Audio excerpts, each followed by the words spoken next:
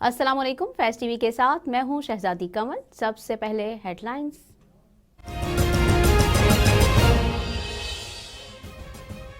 Cricket का तूफान, कराची में सज गया मैदान। टेस्ट सीरीज के पहले मार्के में पाकिस्तान और जनूबी अफ्रीका मद्दे मुकाबिल। टॉस जीतकर जनूबी अफ्रीका की बैटिंग जारी। 30 रन पर पहली विकेट गिर गई। शाहीन शाह अफरीदी की बॉल पर Aiden Markram out.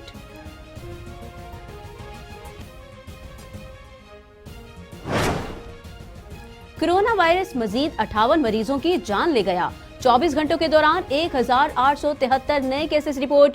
Active cases की तादाद 34,412 हो गई।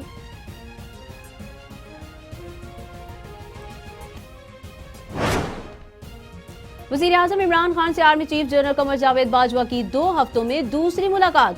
कौमी सलामती के उमूर पर तबादला ख्याल। मुलाकात में DGISI lieutenant general Faiz Hamid भी मौजूद थे।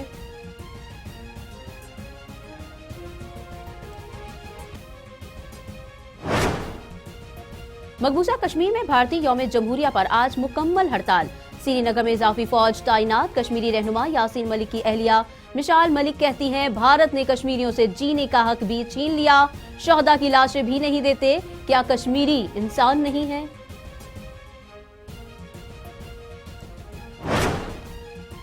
मारूफ शायर अहले बैत डॉक्टर रेहान आजमी कराची में इंतकाल कर गए। तबीयत खराब होने पर उन्हें निजी अस्पताल मुंतकिल किया गया था, जहां वो जांबर न हो सके। रेहान आजमी ने अनगिनत सोजो सलाम और नोहे तहरीर किए।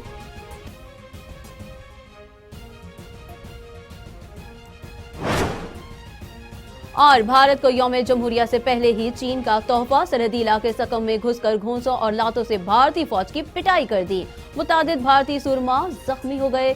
गुज़िश्ता साल भी वादी गलवान में बस भारतीय फौजी मारे गए थे।